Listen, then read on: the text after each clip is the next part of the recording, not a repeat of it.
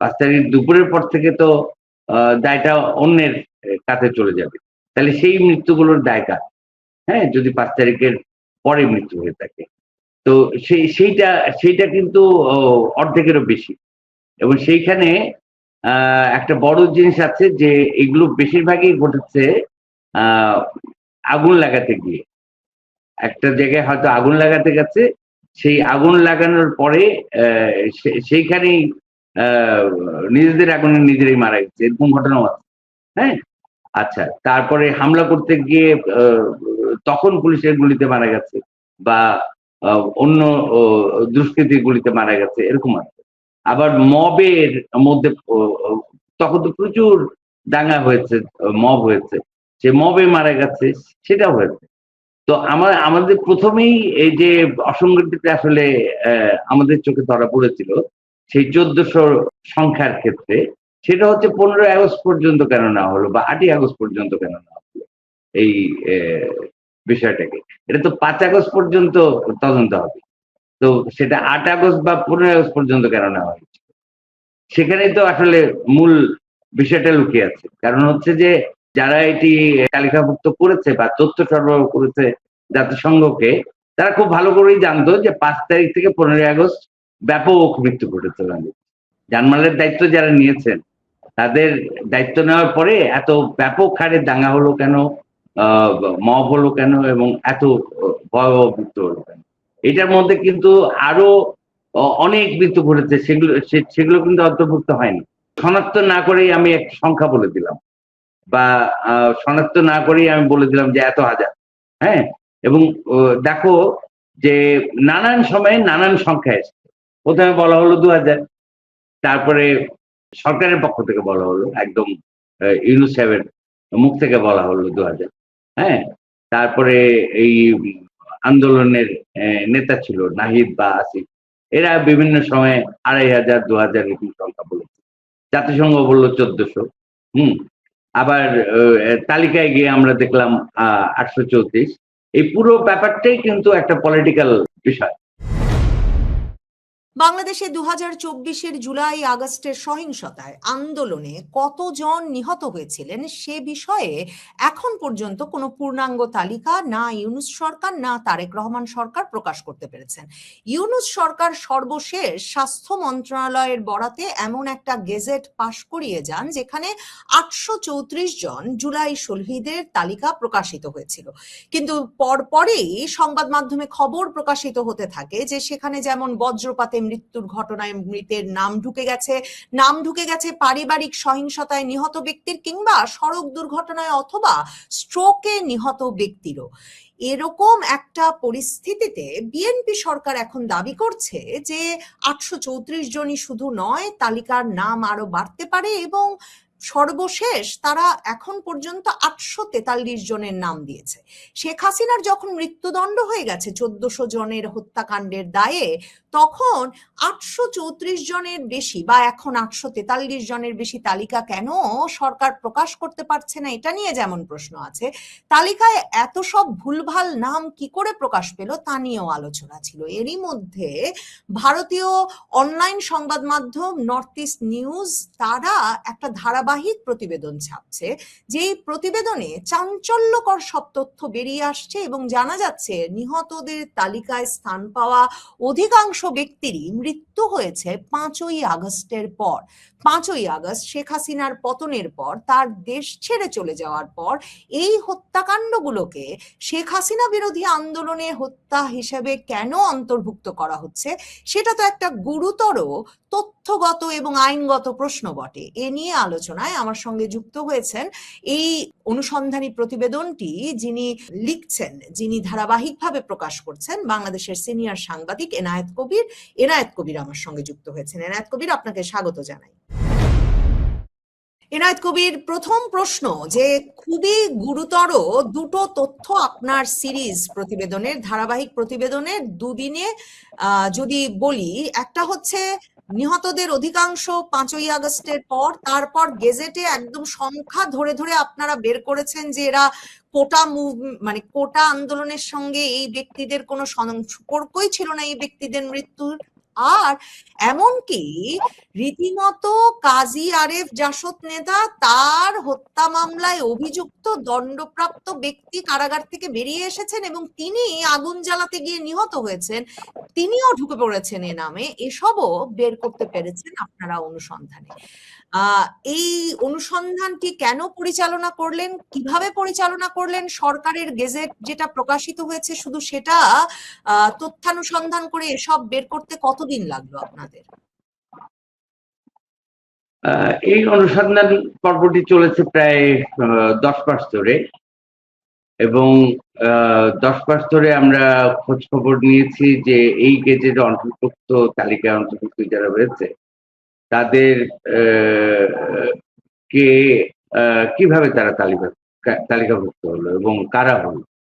তো সেইটা করতে গিয়ে আমরা মেডিকেল রিপোর্ট, হাসপাতাল গুলো থেকে তথ্য নিয়েছি, আমরা পুলিশ স্টেশন থেকে তথ্য নিয়েছি, আমরা কবরখানা থেকে তথ্য নিয়েছি, শ্মশান থেকে তথ্য নিয়েছি, আমরা যারা দাফন করে বেওয়ারিশ লাশ আঞ্জুমানের মুফিদুল ইসলাম সেখান থেকেও তথ্য নিয়েছি।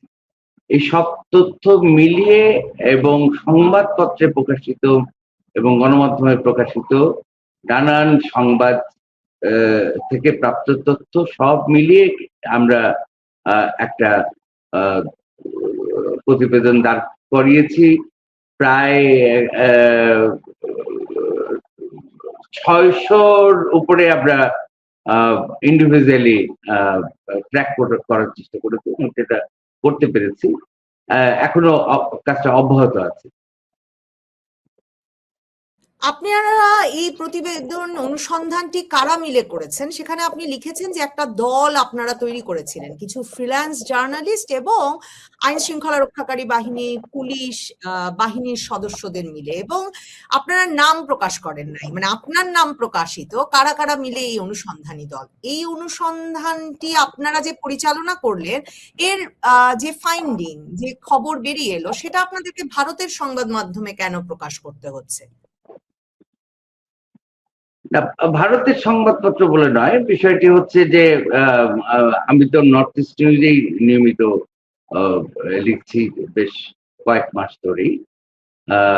কারণ যে আমি যে ধরনের অনুসন্ধানী কাজ করছি তারাই আগ্রহ করে তারা ছাপছে বা তারা প্রকাশ করছে। হ্যাঁ, বাংলাদেশ থেকে যেহেতু আমাকে কেউ আগ্রহ দেখায়নি, সুতরাং হচ্ছে যারা আগ্রহ দেখিয়েছে আমি সেখানে প্রকাশ করছি। ব্যাপারটি এরকম নয় যে ভারতীয় বা এখন যদি আমি আরো সরাসরি প্রশ্নটা করি, মানে এটা তো বাংলাদেশে একটা ঝুঁকিপূর্ণ কাজ, মানে আপনি গেজেটের তালিকা মিলিয়ে মিলিয়ে অনুসন্ধান করছেন যে এই ব্যক্তিরাকে কিভাবে মারা গেছেন।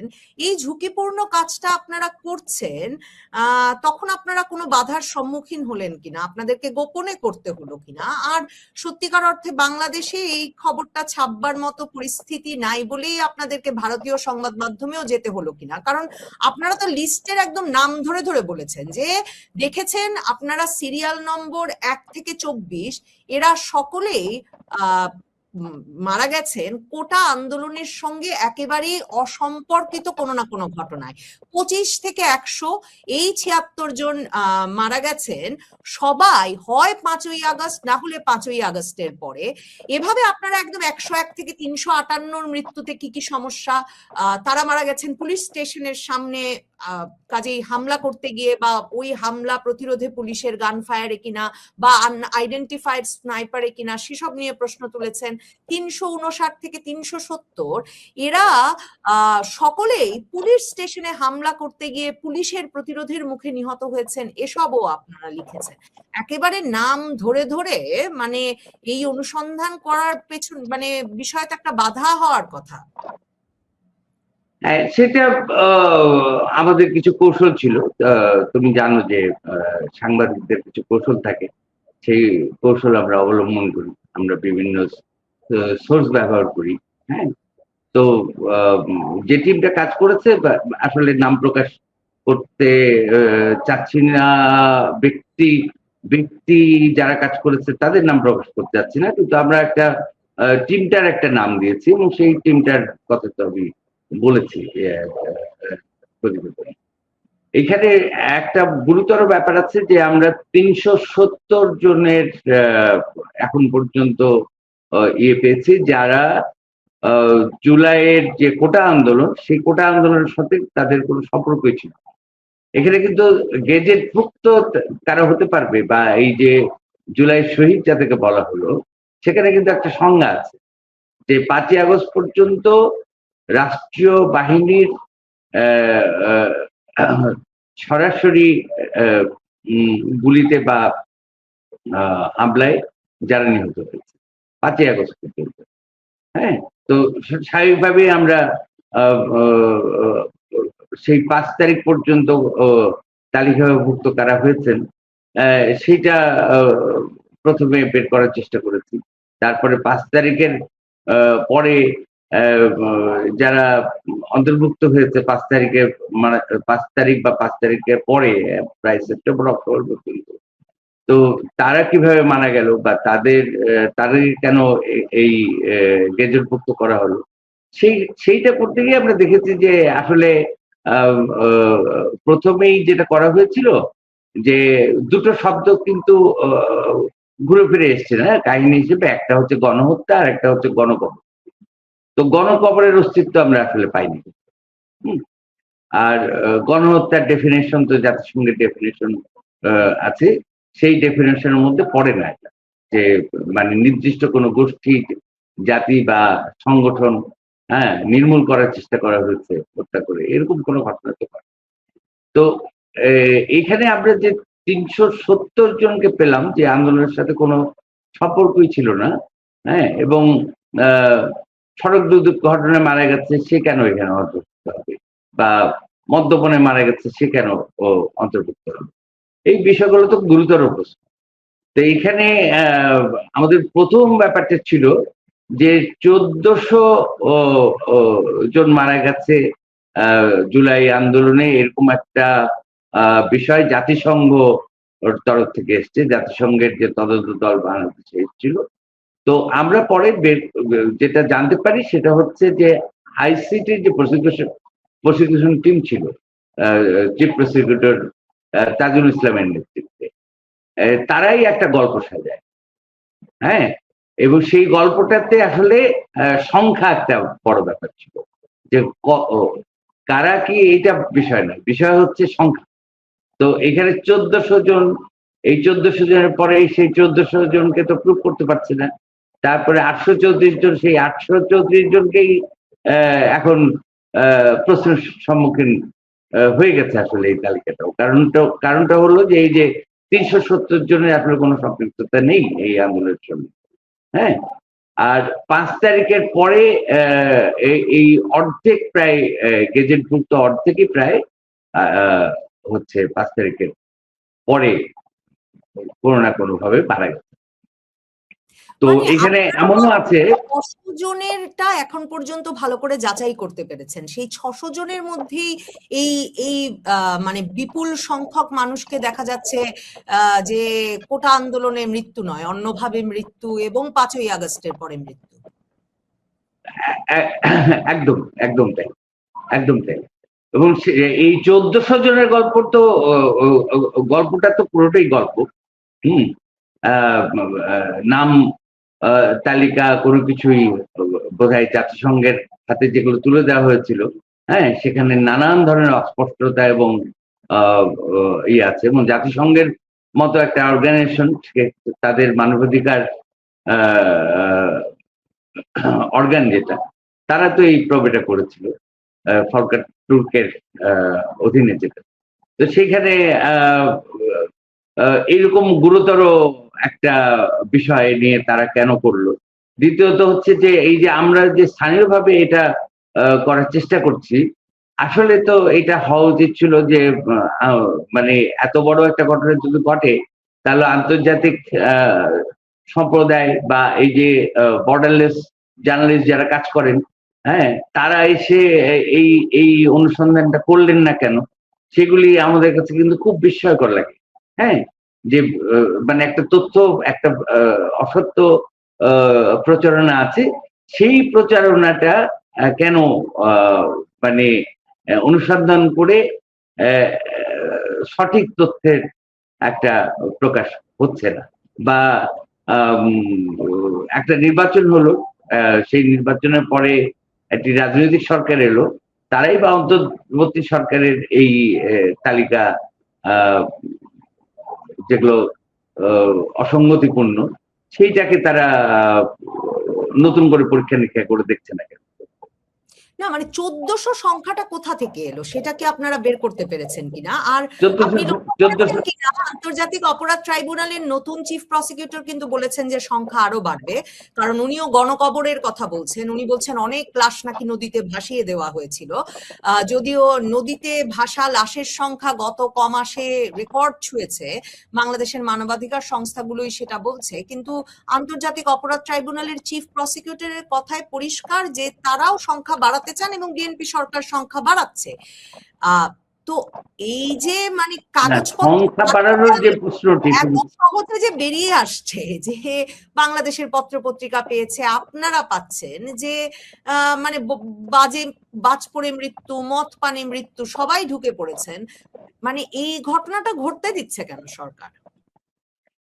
এটা দেখো, যখন অন্তর্বর্তী সরকার এই তালিকাটি করে, হ্যাঁ, তখন তারা নিজেরাই জানতো যে এত বড় তালিকা আসলে নেই, হ্যাঁ, এবং তখন এই চিফ প্রসিকিউটর তাজুল ইসলামের আন্ডারে যে প্রসিকিউশন টিম, এরা কিন্তু প্রথমে হচ্ছে আমরা যেটুকু জানতে পেরেছি বা বুঝতে পেরেছি, বেওয়ারিশ লাশের খোঁজ করছে, যে সেই বেওয়ারিশ লাশ কোথায় দাফন করা হয়েছে, কি হয়েছে, সেইগুলিকে এই তালিকাভুক্ত করে ফেলে।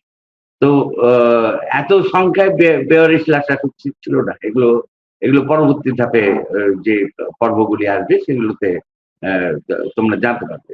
হ্যাঁ, তো এই বেওয়ারিশ লাশকে তালিকাভুক্ত করে ফেলা, হ্যাঁ, এবং এই যে নাম থেকে শুরু করে অনেক অসঙ্গতি আছে তালিকার মধ্যে। সেটা হচ্ছে যে পূর্ণ নাম নেই, হয়তো একটা ছোট্ট করে নাম আছে, হ্যাঁ, তারপরে ধরো বাবার নাম ইংরেজিতে তো মার নাম নাই, বা মার নাম বাংলায়, হ্যাঁ। তো এইভাবে কিন্তু জিনিসগুলি থাকে না, এইভাবে কিন্তু তোমার কি বলে ন্যাশনাল আইডি কার্ড যেটা আছে সেইভাবে তো আর থাকে না। তো আইডি কার্ড নাম্বার ধরে, আইডি কার্ডের ধরে যদি তালিকার মধ্যে বিষয়গুলো ঘটে, তাহলে তো হচ্ছে একদম সেই সব ইয়েতে কিভাবে নামটা আছে, বাবার নাম কিভাবে আছে, মার নাম কিভাবে আছে, সেইভাবে থাকে, হ্যাঁ।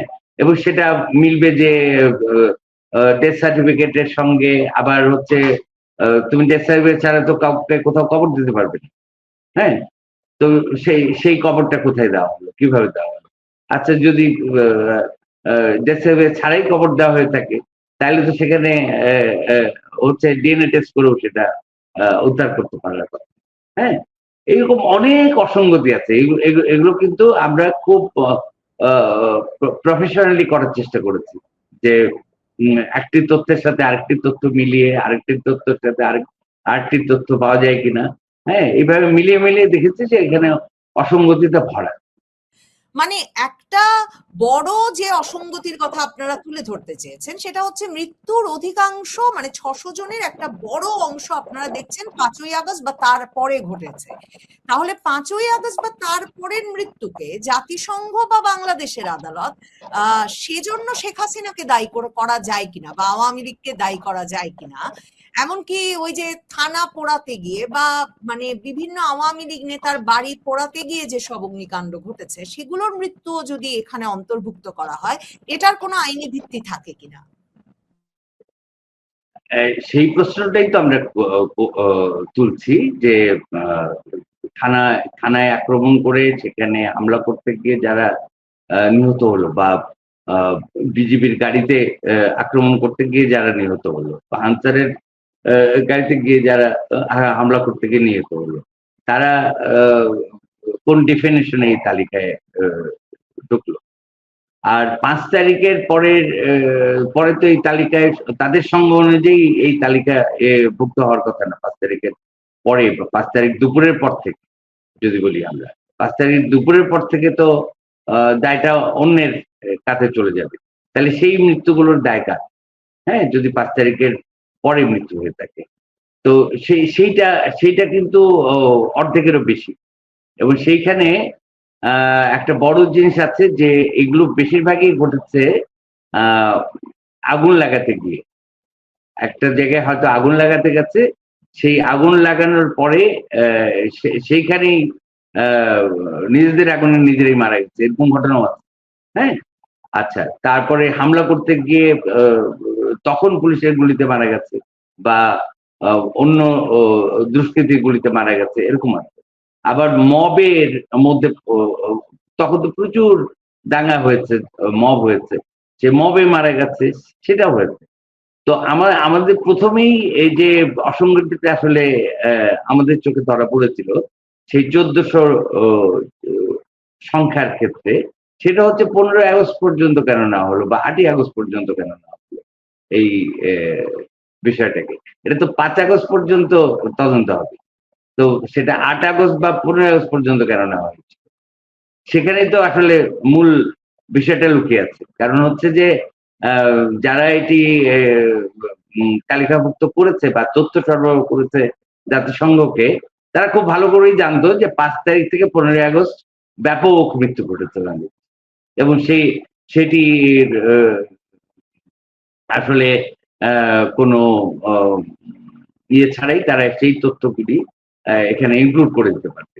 তো সেখানে তো রাষ্ট্রীয় বাহিনীর হাতে যেমন 5 তারিখের পরে মারা গেছে, সেরকম দাঙ্গার কারণে মারা গেছে, মবের কারণে মারা গেছে, এরকম তো প্রচুর ঘটেছে। তো সেইটা কেন এই জুলাই শহীদ তালিকায় অন্তর্ভুক্ত হবে? হওয়ার কথা নয় কিন্তু তাদের সংখ্যা অনুযায়ী। এবং এটার দায় কে নিবে? মানে পূর্বতন সরকার নিবে, নাকি ইন্টারিম সরকার নিবে, নাকি 5 তারিখ থেকে 8 তারিখ যে যারা মানে সরকারবিহীন অবস্থায় এই দেশের সুরক্ষা দিচ্ছিল তারা নিবে? কারা নিবে? এটার দায় আসলে কার? 5ই আগস্ট মূল তো প্রশ্নটা কিন্তু এখানে। আকারুজ্জামান তো দুই বাহিনী প্রধান আরো সাথে নিয়ে এসে বললেন, সেনাপ্রধান, যে তিনি দায়িত্ব নিয়েছেন জানমালের। কাজেই তারপর তো শেখ হাসিনা দেশত্যাগও ততক্ষণে করে ফেলেছেন। কাজেই এরপরে কে দায়িত্ব নেবেন সেই প্রশ্নের তো মীমাংসা তো হওয়া নিশ্চিত। জানমালের দায়িত্ব ওনারা নিলে হচ্ছে 5 তারিখ থেকে 15ই আগস্ট হচ্ছে ব্যাপক মৃত্যু ঘটলো কেন? জানমালের দায়িত্ব যারা নিয়েছেন, তাদের দায়িত্ব নেওয়ার পরে এত ব্যাপক হারে দাঙ্গা হলো কেন, মব হলো কেন, এবং এত ভয়াবহ মৃত্যু হলো কেন? এটার মধ্যে কিন্তু আরো অনেক মৃত্যু ঘটেছে, সেগুলো কিন্তু অন্তর্ভুক্ত হয়নি। কিছু কিছু হয়েছে, কিন্তু বেশ বড় একটা ফ্যাক্টরিতে আগুন লাগিয়ে দেওয়া হয়েছিল, তুমি জানো। হ্যাঁ, তাদের কিন্তু কোনো তালিকা আমরা খুঁজে পাইনি। মানে হ্যাঁ, গাজী টায়ারে তো 200-250 জন নিহত হলেন হ্যাঁ, ওইটার অগ্নিকাণ্ডে। এখনো তালিকা আমরা কিন্তু খুঁজে পাইনি। হ্যাঁ, হুম। তো এরকম অনেক আরো অনেক বিষয় নিয়ে আমাদের টিম কাজ করছে, যে কোথায় কখন কিভাবে মৃত্যু হয়েছে। এখন দেখো, একটা ঘটনা আছে যে এই যে নদীতে ভেসে যাওয়ার কথা বলা হলো, এই নদীতে ভেসে যাওয়ার বিষয়টা কিন্তু ইন্টারিমের 1.5 বছরে ভয়াবহভাবে ঘটেছে। তো সেগুলো কি ওই 5ই আগস্টের আগের মৃত্যু? মানে এই 1.5 বছরে যে বডিগুলো নদীতে পাওয়া গেছে, অনেক ক্ষেত্রেই সংবাদপত্রে এসছে যে অজ্ঞাতনামা ব্যক্তি, আবার পরে দেখা গেছে যে তাদের পরিচয় পাওয়া গেছে বা ডিএনএ টেস্ট করা গেছে। তো সেইগুলি তো আর এই তালিকাভুক্ত হওয়ার কোনো কারণ কারণ নেই। নতুন করে মূল বিষয় হচ্ছে যে 5 তারিখের আগে যেটুকু ঘটেছে, এর বাইরে তো এই তালিকায় আসার কোনো সুযোগ নেই আসলে তাদের সঙ্গে অনুযায়ী। সুতরাং আপনারা যখন সংখ্যা একটা ম্যাটার ভেরিফাই করছে করলেন, এখানে। তখন আপনারা নিশ্চয়ই আপনাদের বিভিন্ন সরকার প্রশাসন বিভিন্ন ব্যক্তিবর্গের সঙ্গেও নানাভাবে কথা বলার সুযোগ হয়েছে। এই তালিকাটা সম্পর্কে কেমন মনোভাব দেখলেন? আর কারা এই নামগুলো ঢুকিয়েছেন? মানে সরকারেরও তো একটা ভেরিফিকেশন সিস্টেম ছিল, কিভাবে ভেরিফাই করে এই নামগুলো ঢুকানো হয়েছে? এটা এটা তো যে কমিটি হয়েছিল, সেখানে আবেদন আবেদন করেছে এবং দুটো মন্ত্রণালয় এই যুক্ত ছিল, এটার সঙ্গে মুক্তিযুদ্ধ মন্ত্রণালয় যুক্ত ছিল। হ্যাঁ, তো এই আর সংজ্ঞা এবং অন্যান্য বিষয়গুলো সেখানে আইন মন্ত্রণালয়ের ভূমিকা ছিল। এখানে আইন মন্ত্রণালয়, মুক্তিযুদ্ধ মন্ত্রণালয় এবং আইসিটির প্রসিকিউশন টিম, এই এই তিনটা কিন্তু খুবই প্রশ্নবিদ্ধ হবে, সাংঘাতিকভাবে প্রশ্নবিদ্ধ হবে। হ্যাঁ, তো কারণ পুলিশের সুরতাল রিপোর্টের ব্যাপার আছে, ডেথ সার্টিফিকেট ব্যাপার আছে, অনেক বিষয় আছে কিন্তু কনসিডারেশন। এবং সবচেয়ে বড় হচ্ছে যে পরিচয় শনাক্তকরণের জন্য তোমার ডিএনএ টেস্টের বিষয় আছে। তো শনাক্ত না করেই আমি একটা সংখ্যা বলে দিলাম, বা শনাক্ত না করেই আমি বলে দিলাম যে এত হাজার। হ্যাঁ, এবং দেখো যে নানান সময়ে নানান সংখ্যা এসেছে। প্রথমে বলা হলো 2000, তারপরে সরকারের পক্ষ থেকে বলা হলো, একদম ইউনূস সাহেবের মুখ থেকে বলা হলো 2000। হ্যাঁ, তারপরে এই যারা আন্দোলনের নেতা ছিল, নাহিদ বা আসিফ, এরা বিভিন্ন সময়ে 2500, 2000 এরকম সংখ্যা বলেছে। জাতিসংঘ বললো 1400। আবার তালিকায় গিয়ে আমরা দেখলাম 834। এই পুরো ব্যাপারটাই কিন্তু একটা পলিটিক্যাল বিষয় মনে হচ্ছে, যে এটা যে কোনো ভাবেই হোক একটা বড় সংখ্যায় মৃত্যু দেখিয়ে কাউকে না কাউকে অভিযুক্ত করতে হবে। কিন্তু বেসিক্যালি বড় মৃত্যুটা যদি 5 তারিখ থেকে 15 আগস্টের মধ্যে হয়ে থাকে, তাহলে এটার দায় কার? বা 5 তারিখ থেকে 5 আগস্টের পর থেকে অক্টোবর পর্যন্ত আমরা দেখছি যে তালিকার মধ্যে আছে। হ্যাঁ, এটা একটা প্রশ্ন আসতে পারে যে হ্যাঁ, তখন আহত হয়েছিল, যে পরে পরে মারা গেছে, এরকম কেউ অন্তর্ভুক্ত হয়েছে কিনা। হ্যাঁ, সেইটা কিন্তু আমরা দেখছি না। সেটাও পরিষ্কার করা নাই যে মানে অক্টোবর পর্যন্ত যে মৃত্যুকে অন্তর্ভুক্ত করা হয়েছে। না, সেটা সেটা পরিষ্কার করা। 5 আগস্ট পর্যন্ত জুলাই শহীদের সংজ্ঞাটা মন্ত্রণালয় থেকে যেটা বলেছে, সেটা হচ্ছে যে 5 আগস্ট পর্যন্ত রাষ্ট্রীয় বাহিনীর হাতে যারা নিহত হয়েছে, অর্থাৎ যে সরকারটা ছিল আওয়ামী লীগের সরকার বা জোটের সরকার, তাদের শাসনামলে রাষ্ট্রীয় বাহিনীর হাতে যারা নিহত, পরিষ্কার সংজ্ঞা আছে। তাহলে তো অন্য কারো অন্তর্ভুক্ত হওয়ার সুযোগ নাই। হ্যাঁ, মানে দাঙ্গায় মারা গেছে বা আগুনে পুড়ে মারা গেছে, এরকম কারো অন্তর্ভুক্ত হওয়ার সুযোগ নেই। হ্যাঁ, আচ্ছা, তো এই 5 আগস্ট পর্যন্ত। তাহলে 5 তারিখের পরে যারা মারা গেছে, মানে ডেথ সার্টিফিকেট অনুযায়ী 5 তারিখের পর থেকে অক্টোবর অনুযায়ী পর্যন্ত যারা মারা গেছে, এরা তো তোমার বেশিরভাগই আমরা দেখছি যে মানে আগুন হামলা করতে গিয়ে অক্টোবরে একজন মারা গেলে তো বলাই যেতে পারে যে উনি আগে আহত হয়েছিলেন। তা আহত ব্যক্তি অক্টোবরে মারা গেলে তাকে অন্তর্ভুক্ত করলে অসুবিধা কি? হ্যাঁ, সেটা করতে পারবে, কিন্তু সেই তালিকায় তো সেরকম কাউকে আমরা পাচ্ছি। আমি বললাম যে আগুন লাগাতে গিয়ে মারা গেছে বা দাঙ্গা করতে গিয়ে মারা গেছে, এরপর সংখ্যা বেশি। আর হচ্ছে যে বিভিন্ন ভাবে মারা গেছে, যে হার্ট অ্যাটাকে মারা গেছে, মানে যাকেই একটু বেহরিশ পাওয়া গেছে সেই ঢুকে গেছে তালিকায়, ব্যাপারটা এরকম। আর স্নাইপারের বিষয়ে কি রহস্য ভেদ করতে পারলেন? কারণ জাতিসংঘের প্রতিবেদনেও স্পষ্ট বলা আছে যে মৃত্যুর অধিকাংশই স্নাইপারের গুলিতে নিহত হয়েছেন। তো 7.62 বুলেট কোন আইন শৃঙ্খলা রক্ষাকারী বাহিনী ব্যবহার করছিল এবং কারা স্নাইপার চালাচ্ছিল, সে বিষয়ে কি জানতে পারলেন?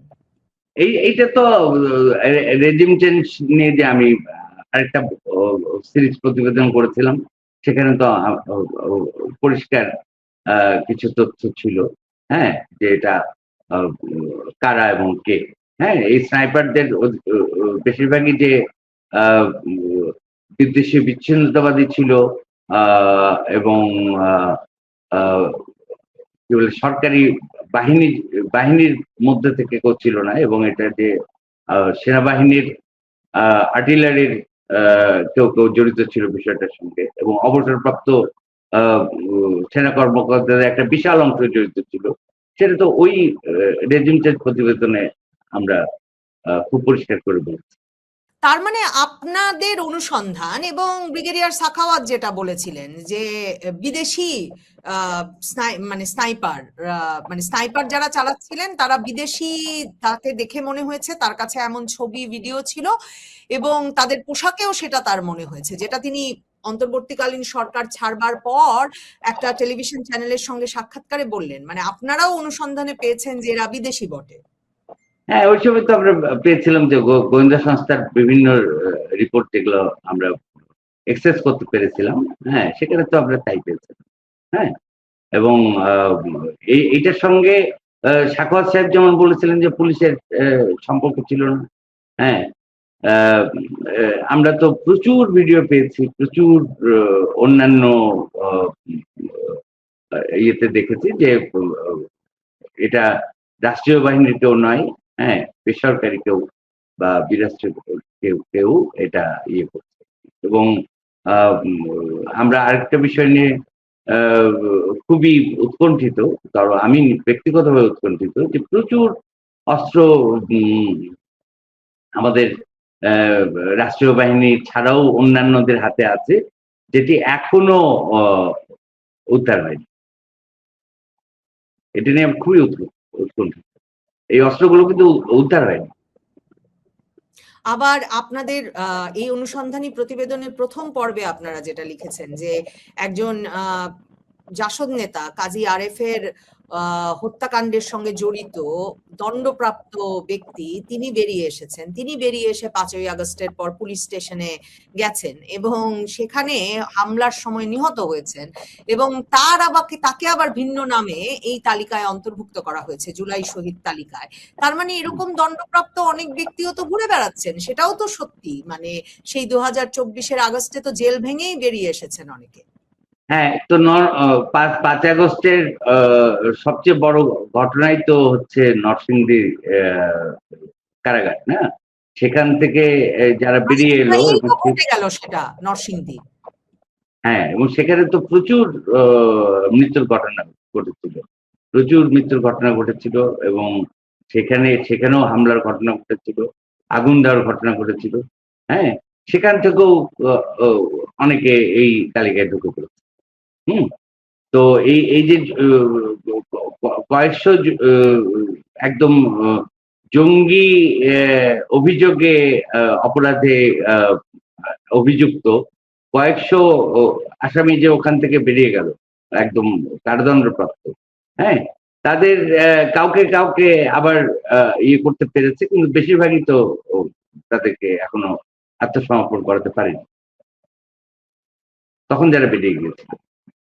অনেক ধন্যবাদ এনায়েত কবির, অনেক ধন্যবাদ দর্শক যারা সাথে ছিলেন।